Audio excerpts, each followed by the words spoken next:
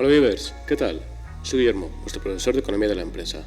En el vídeo de hoy vamos a ver la resolución del módulo del examen de Economía de la Empresa para la EBAU del año 2023. Vamos a ello. El examen lo tenéis subido en la página de la Academia. Para acceder a él, id a Recursos, bajad hasta los exámenes resueltos y aquí veréis en la sección de modelos de exámenes resueltos de selectividad. Dadle al 2023 y sobre esto pues le damos a Economía de la Empresa. Vale.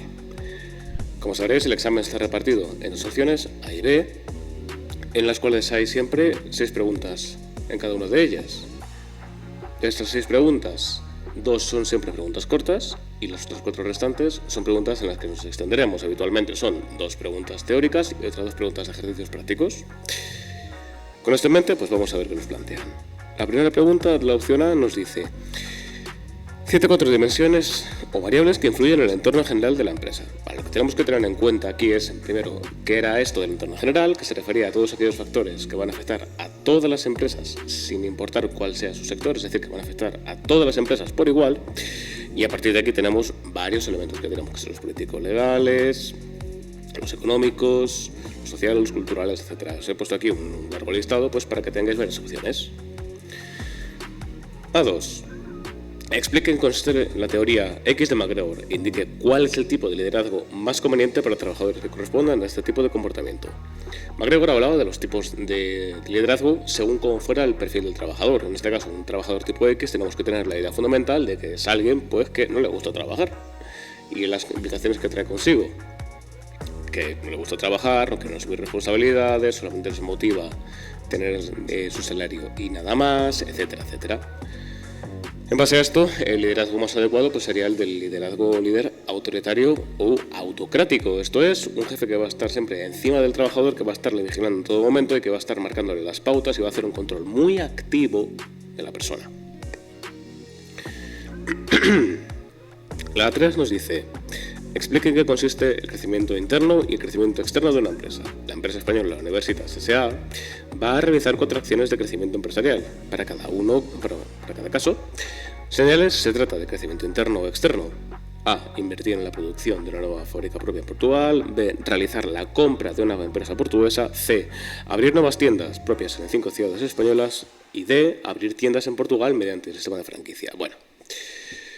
En cuanto al crecimiento interno y el externo, tenemos que tener siempre claro cuál es la diferencia fundamental. El interno, recordemos que es el que se va a producir siempre gracias a la propia reinversión de los beneficios de la empresa dentro de la propia empresa. Esto es, tengo ganancias, las reinvierto pasando ese dinero a las reservas y a partir de ahí, con unas mayores reservas, puedo aumentar mi capacidad productiva, aumentando, por ejemplo, los activos a corto plazo, los activos a largo plazo. Aquí ya dependerá un poco de lo que se quiera hacer desde la dirección de la empresa. En cuanto al crecimiento externo, esto es crecer utilizando factores que son externos a la empresa. Esto puede ser, por ejemplo, una fusión, una absorción, etcétera, etcétera.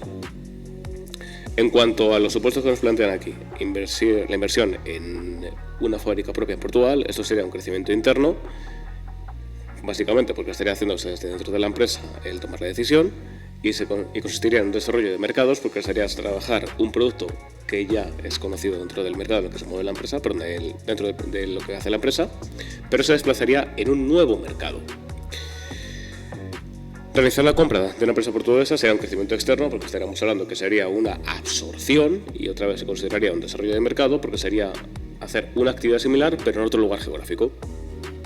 Abrir nuevas tiendas propias de 5 ciudades españolas se consideraría que es un crecimiento interno porque es una decisión hecha dentro de la propia empresa, que es una inversión realizada desde dentro de la propia empresa y se consideraría que es una penetración de mercados porque es moverse en un mercado en el que ya está actuando la empresa en estos momentos y sacando unos productos en los que ya son conocidos en la empresa. Luego tendríamos abrir tiendas en Portugal mediante el sistema de franquicias, que eso sería un crecimiento externo porque estaríamos hablando de que alguien externo a la empresa desea abrir su franquicia y se consideraría un desarrollo de mercados, nuevamente porque estaríamos moviéndonos en un lugar geográfico diferente. En la A4 nos dice: una empresa ha decidido invertir en un ambicioso plan de renovación y ampliación productiva a lo largo de los próximos 3 años, adquiriendo nueva maquinaria e instalaciones. Para ello necesita recurrir a una gran cantidad de financiación ajena que habrá de devolver como pronto al final de la implantación del mencionado plan. Dadas estas características, señale a qué tipo de financiación ajena se está refiriendo, razonando su respuesta y explique 3 modalidades de este tipo de financiación. Vale. Cuando estamos mirando este tipo de plan, como nos dice que es algo que es a 3 años, estamos hablando de que es sí o sí una financiación a 3 años, a largo plazo, vaya. En consecuencia, tenemos que pensar, vale, ¿y qué posibilidades podríamos tener aquí de financiación ajena a largo plazo? Pues podríamos recurrir que sea préstamos a largo plazo, la emisión de empréstitos, un arrendamiento financiero tipo leasing, proveedores de inmovilizado a largo plazo, etcétera, etcétera. Tendríamos que pensar aquí las diversas opciones que puede tener la empresa de financiación ajena que sean a más de un año. En cuanto a las definiciones, pues tendremos aquí características de los préstamos a largo plazo, el empréstito, el leasing, etcétera, etcétera. Aquí mi recomendación es que leáis con detenimiento lo que está puesto en esta parte en específico para que podamos tener un poquito más claro acerca de las características de cada uno de ellos. La 5 nos dice, la empresa Máscara, que se dedica a la fabricación de mascarillas, quiere introducir en la producción de un nuevo producto, esperando producir 600.000 unidades. Para conseguirlo, se estudian 2 alternativas. Alternativa 1, contratar a trabajadores con jornada completa, lo que supone un total de 2.640 horas al año por cada trabajador. O la alternativa 2, contratar a 6 trabajadores que trabajarán también un total de 6.640 horas al año cada uno, junto a 4 trabajadores cuya jornada laboral será parcial, siendo el 65% de la jornada completa de los otros trabajadores. Teniendo en cuenta lo anterior, se nos pide que se calcule la productividad por hora de trabajo en cada alternativa, indicar cuál es la que tenga mayor productividad, y respecto a la alternativa elegida en el apartado anterior, cuánto más productiva es respecto de la otra en términos porcentuales. Vale, lo que tenemos que hacer aquí en primer lugar es que calculemos la productividad del trabajo para ambos casos. Para el caso de la alternativa 1 sería tomar la producción global, 600.000 unidades, y esto lo dividiríamos entre el número de trabajadores por las horas anuales trabajadas. Y esto nos da aproximadamente 22,73 unidades por cada hora trabajada. La otra opción, que sería la de tener a gente en contrato de tiempo parcial, sería otra vez las 600.000 unidades que se quieren producir, y esto dividirlo de 2.640 horas, y esto lo tenemos que repartir por una parte entre los 6 trabajadores que hacen jornada completa y los 4 trabajadores que realizan el 65% de la jornada de trabajo. Hacemos el cálculo y llegaremos a la conclusión de que se producen 26,43 unidades por cada hora trabajada. Esto es indicativo de que la alternativa 2 es más productiva que la alternativa 1 y por tanto es la más deseable. ¿Cuánto más productiva? Para ello sacamos la tasa de variación, tomamos el dato de productividad, en este caso la de la alternativa 2, le restamos la de la alternativa 1, lo dividimos entre la de la alternativa 1, lo que nos quede de este cálculo se multiplica por 100 y nos quedará el porcentaje. En este caso lo que nos indica es que la alternativa 2 es un 16,28% más productiva que la alternativa 1. En cuanto al ejercicio 6, nos dice, una papelería presenta la siguiente información en unidades monetarias sobre los ingresos y gastos que ha tenido en el año 2020. Ingresos por venta de material de papelería, 37.500 euros, compra de material de papelería, 13.200, amortización del local, 450, sueldo que ha pagado un dependiente contratado, 12.000 euros, seguridad social a cargo de la empresa, 750, tiene un crédito concedido por el banco por una cuantía de 14.300 euros por el que paga un interés de 5% anual, y el tipo impositivo del impuesto sobre el beneficio es el 25%. Y en base a esto nos pide que saquemos la cuenta de pérdidas y ganancias, indicando el resultado de explotación, el financiero y el resultado neto del ejercicio, y que si los activos totales que tiene la empresa están valorados en 155.000 unidades monetarias, que se calcule e interprete la rentabilidad económica, que debemos tener en consideración para la cuenta de resultados. En cuanto a los ingresos y gastos de explotación, recordemos que todo lo que es explotación está relacionado directamente con la empresa, y tenemos que meter ahí siempre todo lo que sea recurrente en el tiempo. Estos ingresos recurrentes, la facturación por las ventas, gastos recurrentes, tendremos aquí compras de materias primas, los salarios del personal, la seguridad social a cargo de la empresa y las amortizaciones. Juntamos ingresos y gastos de explotación y esto nos da el byte o resultado de explotación de 11.100 euros. Haremos lo propio con la parte financiera. ¿Qué debemos tener en cuenta con esto? Tenemos que no hay ni un solo ingreso financiero, pero sin embargo sí que tenemos 750 euros en negativo en concepto de gastos financieros. ¿Cómo lo tenemos que sacar? Nos dicen que tiene un crédito concedido por 14.300 euros, de los cuales se paga el 5% anual. Eso quiere decir que tenemos que sacar el 5% de 14.300 euros, dándonos 715 euros. Juntamos ingresos y gastos financieros y nos sale que el resultado financiero es de menos 715 euros. Es decir, que tenemos pérdidas financieras, básicamente. Juntamos el resultado de explotación con el financiero y esto nos dará el beneficio antes de impuestos, es decir, el BAI. Como es positivo, se le restaría el impuesto de sociedades, es decir, que sacaríamos el 25% del valor del BAI, y eso nos dará que el resultado del ejercicio o beneficio neto de la empresa es de 7.778,75 euros. En cuanto a la parte de la rentabilidad económica, para sacarla necesitábamos calcular el BAI, que ya lo teníamos obtenido de antes. Esto lo dividiríamos del valor del activo y lo que nos queda se multiplica por 100.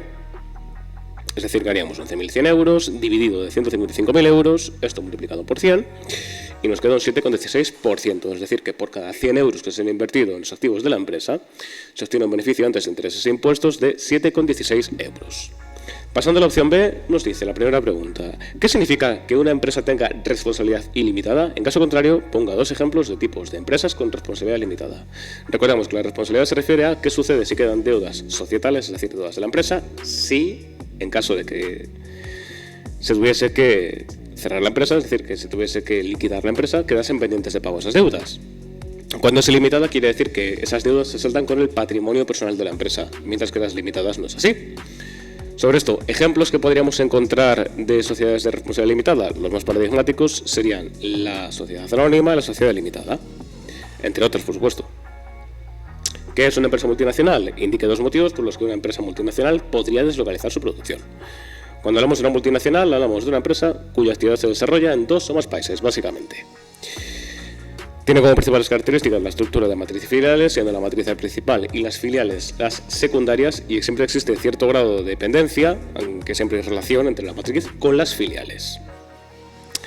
En cuanto a los motivos por la deslocalización, podríamos encontrarnos fundamentalmente todo lo relacionado a nivel de costes, que sea costes de suelo, de provisionamiento, de trabajo, etcétera, etcétera.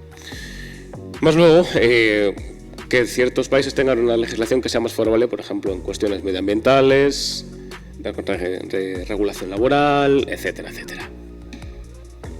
¿En qué consiste la investigación de mercados? Explique los dos tipos de fuentes de información que se utilizan en la investigación de mercados y luego, en función del criterio anterior, identifique qué fuente de información se está utilizando en cada una de las siguientes situaciones.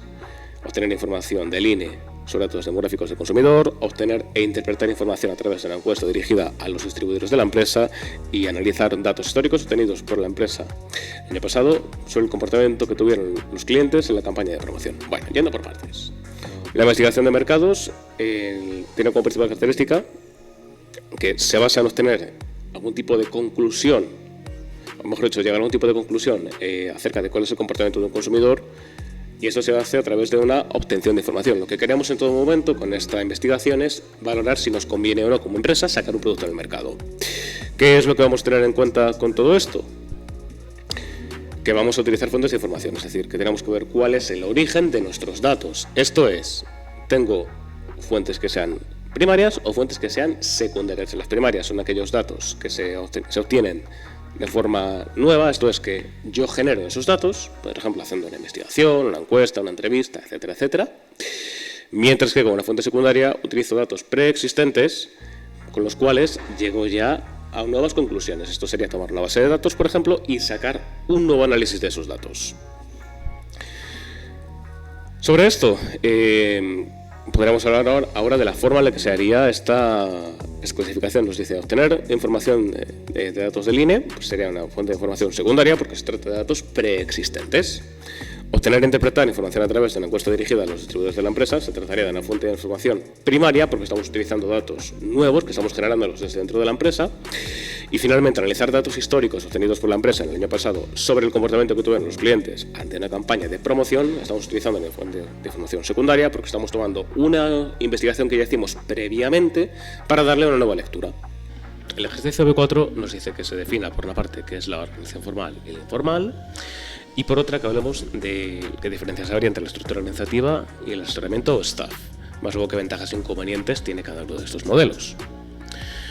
La organización formal, como principal característica, tiene que es la que está preestablecida por la dirección de la empresa. Eso tenemos que tenerlo muy presente. Esto lo que implica es que se refiere a todas aquellas relaciones que están predefinidas por la dirección y son todas las normas, las estructuras y procedimientos que están definidos dentro de los departamentos de la empresa y los distintos niveles de jerarquía dentro de la empresa. Y esto se muestra habitualmente en los organigramas. En cuanto a la informal, estamos hablando de todas las relaciones interpersonales que van a aparecer de forma esporádica, es decir, que no están preestablecidas por la dirección de la empresa y que son siempre esporádicas y espontáneas. En cuanto a la estructura organizativa en línea, estamos hablando de lo que tiene que ver con la jerarquía de la empresa, estrictamente hablando. En ese sentido, si lo comparamos ahora con cómo es el asesoramiento del staff, de lo que tiene como principal diferencia es que el staff de lo que se encarga es de dar recomendaciones, sugerencias acerca de cómo poder mejorar el funcionamiento de la empresa. Pero como tal, no tiene ningún tipo de poder dentro de lo que sería la propia empresa. Hay que recordar eso, que el staff tiene una opinión relevante, pero no tiene poder real en la empresa. Finalmente, en cuanto a las ventajas e inconvenientes que tiene el uso del staff, como principales ventajas tendríamos aquí pues un poco lo que os pongo, que permite hacer un asesoramiento de los departamentos por parte de especialistas, que recordamos que el staff está formado por especialistas acerca de cómo mejorar el funcionamiento de la empresa, que la relación de mando se ha simplificado, dado que se basa simplemente en la recepción de órdenes directamente desde los superiores, y esto permite que además las órdenes sean claras y concisas, y que se tienen muy marcadas las responsabilidades y cometidos que tiene cada una de las personas dentro de la organización de la empresa. Ahora bien, como inconvenientes tendríamos que la toma de decisiones es lenta porque se ve siempre afectada por lo que establezca el staff, dado que siempre se les tiene que acabar consultando. Además puede haber conflictividad dentro de los departamentos de la empresa porque los planes que se propongan desde el staff no coincidan con los intereses o los objetivos que se han planteado los propios departamentos. Con lo cual esto puede generar cierta problemática y sobre todo puede traducirse en rigidez dentro de la empresa. En cuanto al ejercicio B5, nos dice, a la productora de cine La Loca S.A. le han propuesto invertir en un proyecto. Para ello le ofrecen dos alternativas y la información que le han facilitado de los posibles proyectos es la siguiente. El proyecto A tendría un desembolso inicial de 20.000 euros y unos flujos de caja de 15.000 euros el primer año y de 7.500 euros el segundo año. En el caso del proyecto B, el desembolso inicial sería de 25.000 euros y unos flujos de caja de 10.000 euros el primer año y 12.500 euros el segundo año. Teniendo en cuenta la información anterior y considerando que la tasa de actualización o descuento es del 6% anual, se nos pide sacar la TIR para el proyecto A, el payback para el proyecto A y el BAN para el proyecto B. Vale, yendo por partes. Cuando se nos pide calcular la TIR o tasa interna de rentabilidad, lo que tenemos que buscar es cuál es el porcentaje de rendimiento, cuál es la rentabilidad que nos va a dar el proyecto. Para ello plantearemos el proyecto inicialmente como si fuese un BAN. Lo único que tenemos que considerar es que en lugar de poner 1 más K, pondríamos 1 más R, siendo la R el dato que queremos averiguar, y esto lo igualamos a 0. De aquí obtendríamos una ecuación de segundo grado. Lo que vamos a hacer básicamente aquí es multiplicar a todo lo que tenemos en la ecuación por 1 más R al cuadrado y nos quedaría menos 20.000 por 1 más R cuadrado, más 15.000 por 1 más R más 7.500 y esto lo igualamos a 0. Dado que se trata de una ecuación de segundo grado, la resolveríamos aplicando la fórmula habitual de menos B más menos la raíz cuadrada de B al cuadrado menos 4 por A por C dividido de 2 por A. Y de aquí sacaremos dos valores, uno sería menos 0,344 y el otro 1,093. El valor negativo siempre lo vamos a desechar porque no tiene sentido para lo que nos están pidiendo. Con lo cual nos quedaría que 1 más R es igual a 1,093, es decir que R es el 0,093 o lo que es lo mismo un 9,3 o 9,31%. Esto lo que nos implica es que la rentabilidad del proyecto es de un 9,31%. Al compararlo con la tasa de descuento, es decir, el valor de K del 6%, veremos que R es mayor que K, lo que implica que la inversión es rentable. Sí que interesará llevar a cabo el proceso de inversión, por el proyecto de inversión. En cuanto al payback o plazo de recuperación del proyecto A, vamos a comparar simplemente una relación de flujos de caja frente a lo que está pendiente de recuperarse. Al momento de hacer la inversión, tengo pendiente todo el desembolso inicial y no tengo ningún flujo de caja. En el paso del año 0 al año 1, tengo un flujo de caja de 15.000 euros, lo que me indica que están pendientes de recuperar 5.000. Y al llegar al año 2, sucede que ingreso 7.500 euros en flujos de caja y me quedará como pendiente 2.500 euros. Esto lo que se traduce es en que en menos de lo que termina el año he recuperado los 5.000 euros que me faltaban por recuperar. Para eso lo que haremos es una regla de 3. Básicamente, si en 365 días se ingresarán 7.500 euros, en X días se ingresarán proporcionalmente 5.000 euros. Hacemos el cálculo y llegaremos a la conclusión de que la parte proporcional son 240 días. Esto es que se recupera el proyecto en 1 año y 240 días.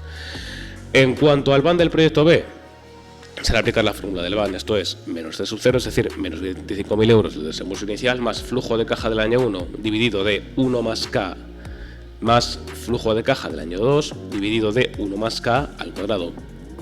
Nos queda que el BAN es de menos 4.441,8 céntimos. Es decir, que nos queda que es negativo, y esto es un indicativo de que el proyecto no es realizable, no interesará llevar a cabo la inversión porque no se recuperará el dinero al final del proyecto. Finalmente nos dice, la empresa Copydirect se dedica a la venta de impresoras y presenta la siguiente situación patrimonial al cierre del año 2020. El capital desembolsado por los accionistas, 12.500 euros, existencias 10.500 euros, edificios 110.000 euros, ordenadores 18.000 euros, aplicaciones informáticas 4.500 euros, dinero en bancos 15.700 euros, reservas 3.000 euros, préstamo a devolver en 5 años 94.000 euros, clientes 4.300 euros, mobiliarios 7.500 euros, préstamo a devolver en 8 meses 13.300 euros, deudas a corto plazo con la hacienda pública 3.300 euros, proveedores 2.400 euros, amortización acumulada del inmovilizado intangible 15.000 euros, amortización acumulada de inmovilizado material 35.000 euros, y teniendo en cuenta la información anterior nos piden que saquemos el resultado del ejercicio para el 2020, se elabore el balance de situación de la empresa y que se calculen los ratios de liquidez, garantía y endeudamiento. Para poder calcular el resultado del ejercicio tenemos que juntar todos los elementos que conforman el activo. Esto es que sumaríamos las existencias, los edificios, los ordenadores, las aplicaciones informáticas, los clientes, el mobiliario, y después de eso le deberíamos restar las amortizaciones pertinentes tanto al inmovilizado tangible como el intangible. Esto nos da que el activo son 134.000 euros. En cuanto al patrimonio neto, sin incluir el resultado del ejercicio, sería la suma de capital social más las reservas. Y finalmente, en cuanto al pasivo, sería la suma de las deudas que tengamos, como serían el préstamo que tenemos con los deudores de 5 años, la deuda con los proveedores, la deuda con la hacienda pública. Y esto nos da en conjunto que el pasivo son 128.500 euros. Haciendo la diferencia de activo es igual a patrimonio neto más el pasivo, obtendríamos que el resultado del ejercicio es de 5.500 euros. En cuanto al apartado B, pues sería cuadrar las masas patrimoniales, no tiene mayor misterio. Elaboraremos el balance como siempre se hace siguiendo el modelo estándar del Plan General Contable y nos quedaría así. Y finalmente, en cuanto a los ratios que nos piden, en cuanto al reto de liquidez, sería el activo corriente dividido de todo el pasivo corriente, y esto nos queda un resultado de 1,61. El valor óptimo está entre 1 y 2. Esto implicará que la situación de la empresa es óptima, que el valor del reto de liquidez es correcto, que no tendría problemas para hacer frente a sus deudas a corto plazo. En cuanto al ratio de garantía, lo que hacemos es comparar el valor de todo el activo frente a todo el pasivo, y nos queda una relación de 1,19. Este valor debería estar comprendido entre 1 y 2. Esto nos indica que el valor es relativamente bajo, lo que implica que tiene una poca seguridad frente a los acreedores, tanto para hacer el cobro de las deudas de corto como de largo plazo. Y finalmente, el ratio de endeudamiento lo que hace es comparar el pasivo con el respecto al conjunto de patrimonio neto más pasivo. Esto nos muestra cuál es el porcentaje que representan las deudas en comparación con el origen de todos los recursos. En este caso indica que es 0,84, es decir, un 74% en deudas. Esto lo que implica es que, como tenemos un porcentaje tan elevado, recordemos que esto está oscilando entre 0,5, como el resultado es de 0,64, eso quiere decir que tiene un gran porcentaje en deudas, que las deudas de la empresa son excesivas, y eso supondría un gran problema a la larga. Y como tal, pues esto sería todo. Espero que os haya sido de ayuda y nos vemos en próximos vídeos. ¡Hasta luego!